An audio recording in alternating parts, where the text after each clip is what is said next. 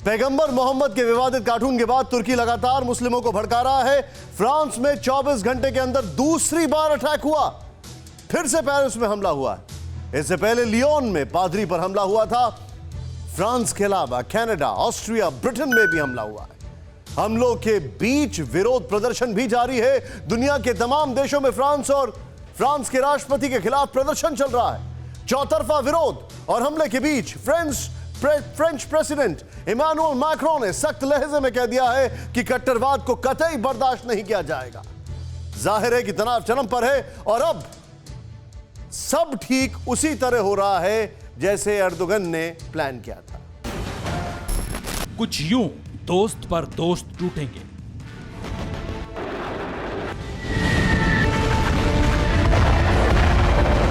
विनाशक बम फटेंगे, अग्निबाण बरसेंगे। नाटो देशों के बीच आपस में ही भीषण युद्ध होगा।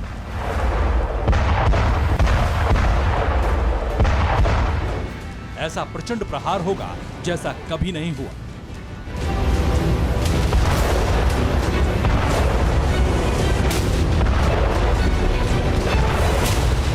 कार्टून और आतंकवाद के नाम पर विश्व युद्ध होगा।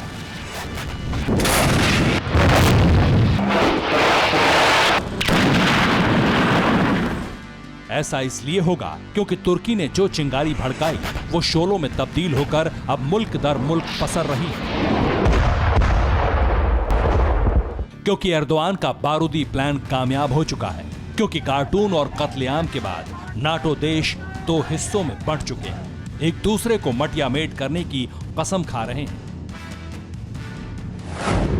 नाटो देशों में ही ठन गई, विश्व युद्ध की लकीर खिंच गई।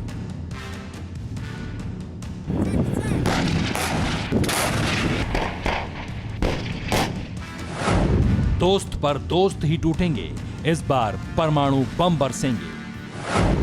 देश देश प्रोटेस्ट, कार्टून पर कत्लेआम, तय है संग्राम।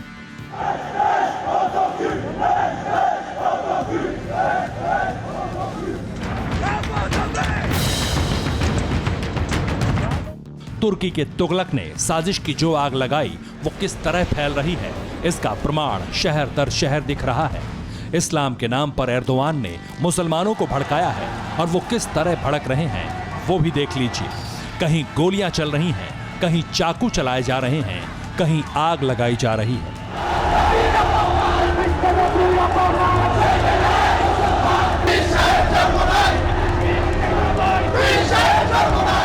पैगंबर मोहम्मद के विवादित कार्टून के बाद फ्रांस में यह तीसरा आतंकी हमला हुआ है। पेरिस और नीस के बाद इस बार टारगेट लियोन शहर था, जहां एक पादरी को गोली मार दी गई।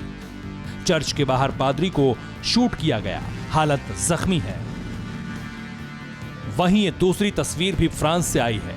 चटायुदुन शहर की बताई जा रही है। सीसीटीवी तस्वीर में एक शख्स आग लगाते हुए दिख रहा है। जहां ये आग लगाई जा रही है वो एक मस्जिद है।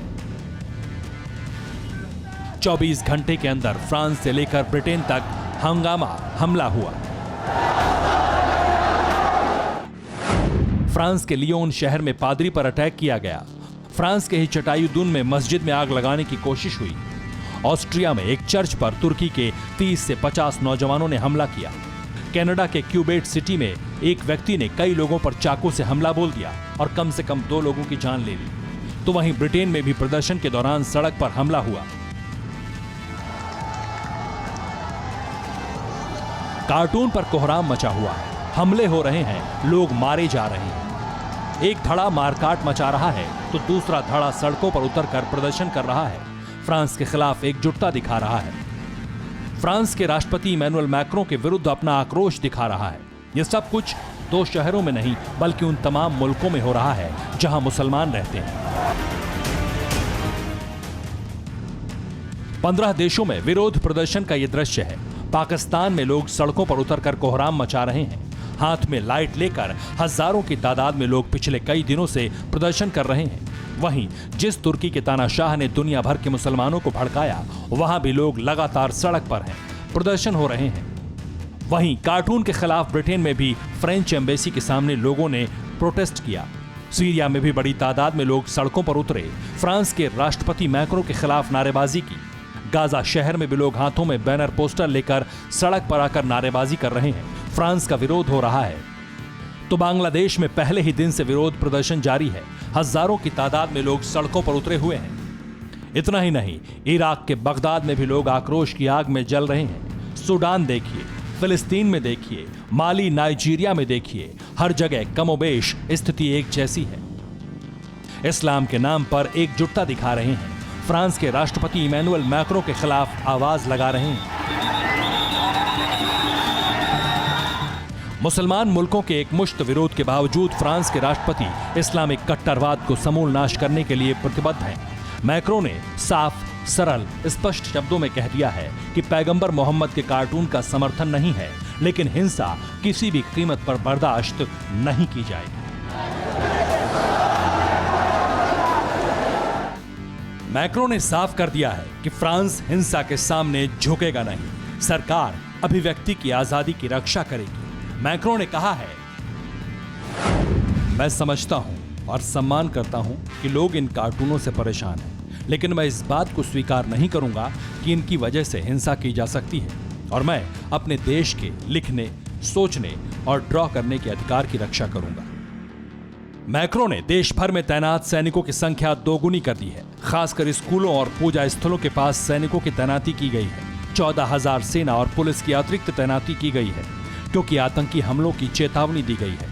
फ्रांस ने सबसे बड़ा झटका तुर्की के पिछलग्गू पाकिस्तान को दिया है। अवैध रूप से रह रहे 183 पाकिस्तानियों पर नजर टेढ़ी कर दी है। इसके बाद पाकिस्तान के प्रधानमंत्री इमरान खान ने तुर्की के तुगलक रिसेप तैयब एर्दोआन से फोन पर बातचीत की है।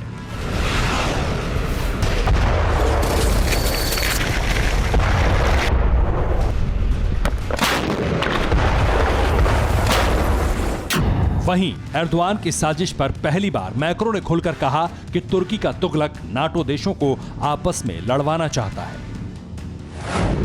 असल में तुर्की भी नाटो का सदस्य देश है, लेकिन तुर्की और फ्रांस के रिश्ते बेहद तल्ख हैं। अमेरिका, यूरोप के साथ रिश्ते खराब होने की वजह से तुर्की अलग थलग पड़ चुका है। नाटो में 2 मुस्लिम देश हैं, एक तुर्की और दूसरा अल्बानिया। अब एर्दोआन नाटो से निकलकर उसके खिलाफ मुस्लिम मुल्कों को गोलबंद करना चाहते हैं। इस्लाम और ईसाइयों को लड़ाकर खुद मुस्लिम मुल्क का खलीफा बनने की फिराक में है। ये वजह है कि नाटो देशों के आपस में लड़ाई की आशंका बढ़ती जा रही है। Bureau report, TV9 Bharatvarsh.